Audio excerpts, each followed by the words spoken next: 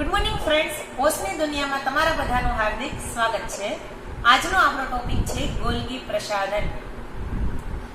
એ પહેલા આપણે પ્રીવિયસ લેક્ચરની અંદર જે વસ્તુ વિશેની માહિતી લીધી હતી એના વિશેનું આપણે જસ્ટ 1 થી 2 મિનિટ ડિસ્કશન કરી લઈએ. આપણે અંતઃપટલમય રચનાઓ વિશેની વાત કરીએ છીએ, જેની અંદર મેં તમને કીધું એ પ્રમાણે અંતઃકોષ રસજાળ એન્ડોપ્લાઝમિક રેટિક્યુલમ ER વિશેની આપણે માહિતી લીધી. એન્ડોપ્લાઝમિક રેટિક્યુલમ શું છે, અંતઃકોષ રસજાળ, અંતઃકોષ રસજાળ જે છે એની ગોઠવણી શું છે. આ ઉપરાંત અંતઃકોષ રસજાળની અંદર આપણે RER અને SER યાની કે ખરબચડી કણિકામય અંતઃકોષ રસજાળ અને BC કણિકાવિહીન અંતઃકોષ રસજાળ વિશેની આપણે માહિતી લીધી. બંનેના કાર્ય શું છે એના વિશેની પણ આપણે માહિતી લઈ લીધી. હવે આજનો આપણો જે ટોપિક છે એ અંતઃપટલમય જે તંત્ર છે, અંતઃપટલમયની જે રચનાઓ છે એની જ એક રચના છે જેને આપણે નામ આપ્યું છે ગોલ્ગી પ્રસાધન.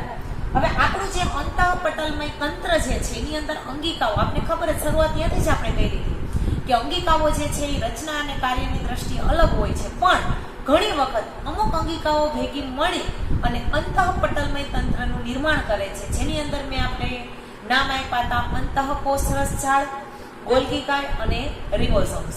હવે આપણે આગળ વધીએ કે ગોલ્ગી પ્રસાધન છે શું, ગોલ્ગી પ્રસાધનનું સંશોધન કઈ રીતના થયું, ગોલ્ગી પ્રસાધનની અંદર કઈ કઈ રચનાઓ આવેલી છે, એનું બંધારણ શું છે અને ગોલ્ગી પ્રસાધન જે છે એનું કાર્ય શું છે, આપણે એના વિશેની માહિતી લેવાની છે. તો ગોલ્ગી પ્રસાધન જે છે એના વિશેની સૌ પ્રથમ માહિતી 1898 માં સૌ પ્રથમ કેમિલો ગોલ્ગીએ 1898 માં કેમિલો ગોલ્ગી સાલ છે 1898. સાયન્ટિસ્ટનું નામ છે કેમિલો ગોલ્ગી. એટલે 1898 માં કેમિલો ગોલ્ગીએ સૌ પ્રથમ કોષ કેન્દ્રની ફરતે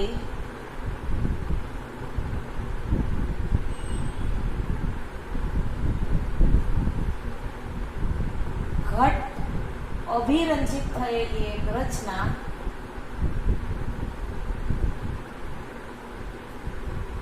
એક જાલિકામય રચના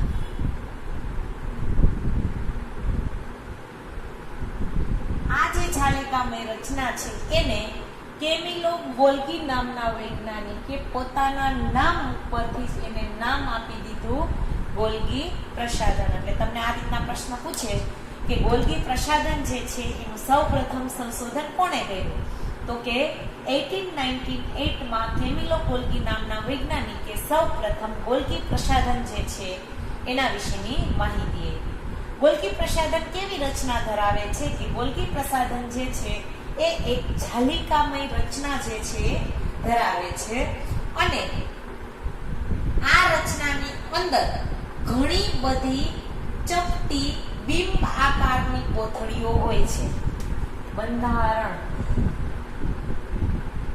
બંધારણ માટે તમારે સૌ પ્રથમ, કારણ કે ગોલ્ગી પ્રસાધનની રચનામાં જે બિંબ આકારની પાતળી કોથળી જેવી રચના હોય છે એને સિસ્ટર્ની કહેવામાં આવે છે.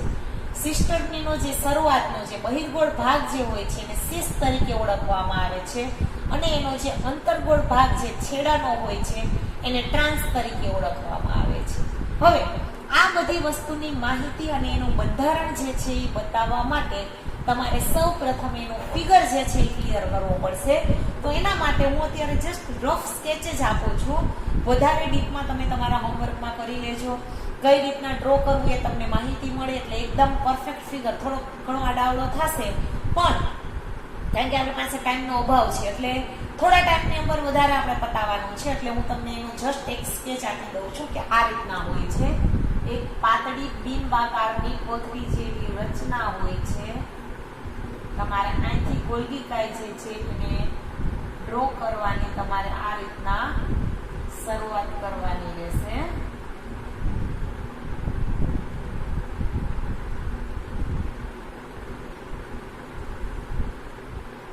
ગોલ્ગીકાય જે છે આ રીતના પાતળી આવી થપ્પી થપ્પી વાળી રચના હોય છે. આ રીતના આવી કોથળીઓની જે થપ્પી પડી હોય ને એ રીતના આવી ગોલ્ગીકાય જે છે એમાં રચના જો આ થપ્પી દેખાય છે તમને, આ રીતના થપ્પી થપ્પી વાળી રચના તમને એમાં જોવા મળશે.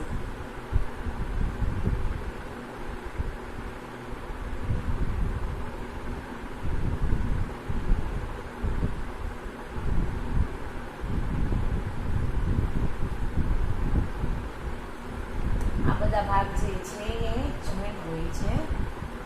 એની જે રચનાઓ હોય છે એની અંદર આ રીતના જોઈન્ટ બંધારણ જે છે તમારે આપવાનું રહેશે. આ જે બિંબાકારની ચપટી કોથળી જેવી જે રચના છે એને આપણે નામ આપ્યું છે સિસ્ટરની. જે શરૂઆતનો જે આ આગળનો ભાગ છે આ એને સિસ તરીકે ઓળખવામાં આવે છે. સિસ આ એનો બહિર્ગોળ ભાગ. આ જે છે એને ટ્રાન્સ તરીકે ઓળખવામાં આવે છે. આ જે છે એનો અંતર્ગોળ ભાગ છે. હવે આપણે એના બંધારણ વિશે, કારણ કે હવે ફિગર આપણી સામે છે એટલે એના ઉપરથી જ માહિતી આપણે આપી શકશું. આ રચનામાં ઘણી બધી ચપટી બિંબ આકારની કોથળી જોવા મળે છે. ચપટી બિંબ આકારની કોથળીઓ જેને આપણે નામ શું આપી દીધું છે? સિસ્ટરની. કેવી રચના છે? ચપટી બિંબ આકારની કોથળી જેને નામ આપી દીધું છે સિસ્ટરની.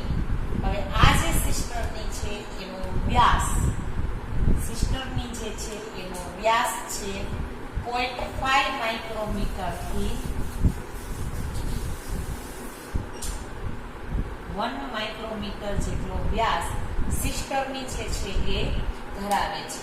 હવે આ બધી નલિકાઓ, આ જે આ ટૂંકમાં બિંબાકારની જે આ કોથળીઓ છે, આ બધી કોથળીઓ આ રીતના થપ્પી થપ્પીમાં ગોઠવાયેલી હોય છે. આ એક થપ્પી છે ને આપણે નામ શું આપી દીધું?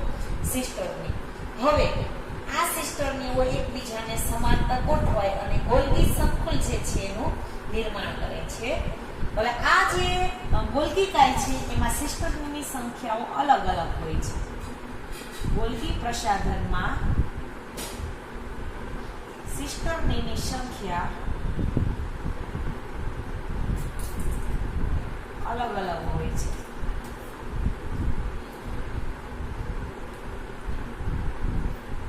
બધે એક સરખી ફિક્સ નથી હોતી કે સિસ્ટરનીની સંખ્યા આટલી જ હોય. સિસ્ટરનીની સંખ્યા બધાની અંદર અલગ અલગ તમને જોવા મળશે.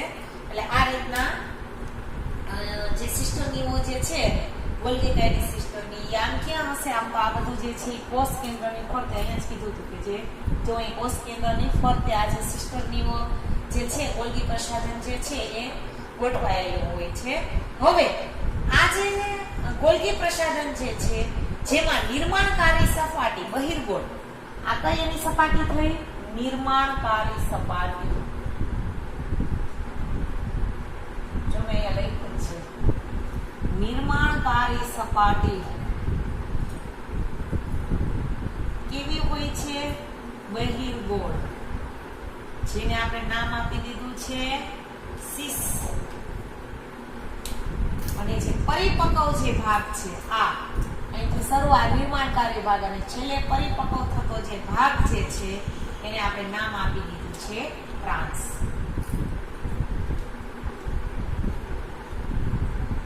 જે કેવો હોય છે?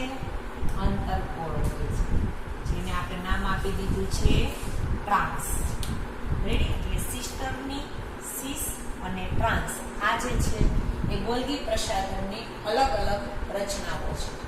રેડી? હવે આ સિસ અને ટ્રાન્સ આ બંને આમ તો અલગ અલગ છેડે છે. જો એક અહીંયા છે, અહીંયા છે, બંને આમ કંઈ જોડાયેલી નથી, પણ તમે આમ જોશો તો આમ એને એક પ્રકારનું જોડાણ તો છે જ. આમ બંનેના છેડા અલગ અલગ છે. એક અહીંયા નિર્માણકારી સપાટી છે, એક જે છે પરિપક્વ ભાગ છે, પણ જે બંને છે એના છેડાઓ જે છે એ જોડાયેલા નથી પણ એકબીજાને સમાંતર હોય છે. રેડી? એટલે આ એની ગોઠવણી હોય છે. હવે આપણે એના કાર્ય વિશેની માહિતી લઈએ કે જે ગોલ્ગી કાય જે છે એનું કાર્ય શું છે. તો હવે આપણે માહિતી લઈએ એના કાર્ય વિશે. તો જે ગોલ્ગી પ્રસાધન જે છે એના કાર્ય વિશેની વાત કરીએ તો કોષની બહારની તરફ સ્ત્રાવ પામતા કે કોષાંતર લક્ષ્ય સુધી પહોંચાડવાના ઘટકોનું પેકેજિંગ. કોષની બહાર સ્ત્રાવ પામતા કે કોષાંતરીય કોષની બહાર સ્ત્રાવ પામતા કે કોષાંતરીય લક્ષ્ય સુધી પહોંચાડવાના કોષાંતરીય લક્ષ્ય સુધી પહોંચાડવાના પેકેજિંગ.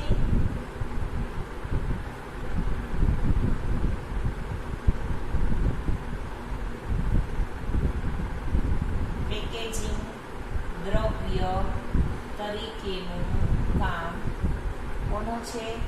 ગોલ્ગી કાય. કારણ કે આપણે આગળ જોઈતી અંતઃકોષ રસાળ એ કોષ કેન્દ્રની ફરતે આખી નલિકામય રચના. આ જે છે એ કોષ કેન્દ્રની આજુબાજુ જ છે. આ બધી અંગિકાઓ એકબીજા સાથે જોડાયેલી છે. આપને ખબર જ છે કે અંતઃકોષ રસાળ છે એની ઉપર રિબોઝોમ્સ હતા, એ પ્રોટીન સંશ્લેષણનું કામ હતા. પણ આ બધી વસ્તુ જે છે એ પહોંચાડવાનું કામ કોણ કરે છે? ગોલ્ગી કાય. કારણ કે આપણે અંતઃપટલમય જે તંત્ર છે એની અંદર ગોલ્ગી પ્રસાધન છે, અંતઃકોષ રસાળ છે, લાઇસોસોમ્સ છે, રસધાની છે, આ બધું શું છે? આ બધી અંતઃપટલમય તંત્ર જે છે એના ભાગ તરીકેનું કામ કરે છે. એકબીજા સાથે એ બધી સંકળાયેલી છે.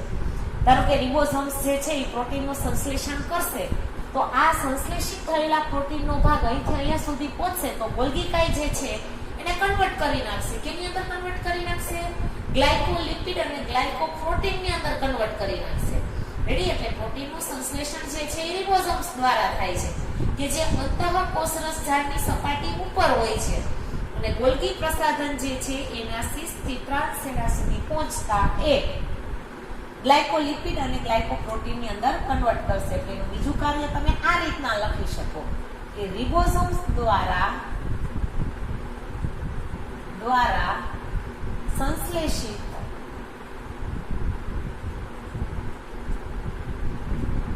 પ્રોટીનને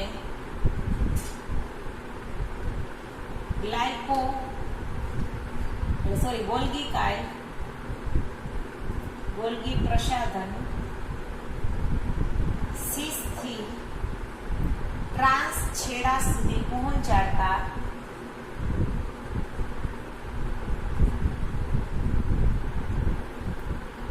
તે ગ્લાયકોપ્રોટીન અને ગ્લાયકોલિપિડ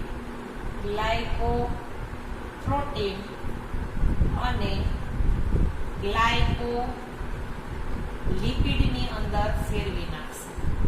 આ કામ કોનું છે? તો કે આ કામ જે છે એ ગોલ્ગી પ્રસાધનનું છે.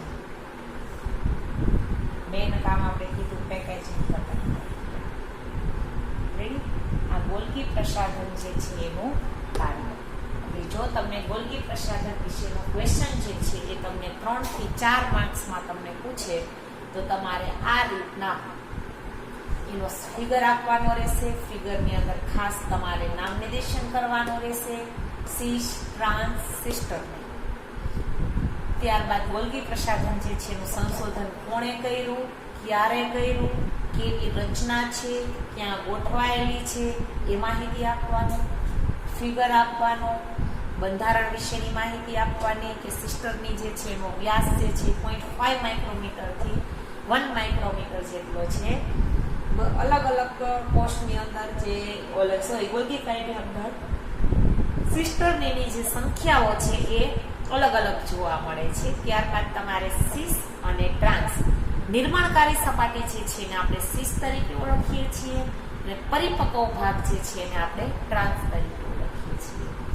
સિસની માહિતી આપો, ટ્રાન્સની માહિતી આપો.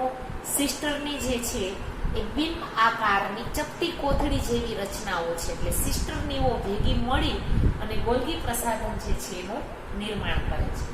એટલે આ બધી માહિતી આપી કે જે એનું બંધારણ થશે. ત્યારબાદ તમારે ગોલ્ગી પ્રસાધન જે છે એના કાર્ય વિશેની માહિતી આપશે કે જે પેકેજિંગ ઘટક તરીકેનું કામ કરશે. આ ઉપરાંત ગોલ્ગીકાય જે છે એ ગ્લાયકોપ્રોટીન અને ગ્લાયકોલિપિડ જે છે એના નિર્માણનું કામ કરશે. રેડી? આ તમારો 3 થી 4 માર્ક્સનો ક્વેશ્ચન છે જે તમારી ટેક્સ્ટ બુકમાં તમને આપેલો જ છે. ફિગર જે છે ખાસ તમારે કરવાનો જ છે. ફિગરની અંદર જે નામ નિર્દેશન છે એ પણ તમારે કરવું પડશે. આજનો લેક્ચર અહીંયા ઓવર થાય છે. Thank you.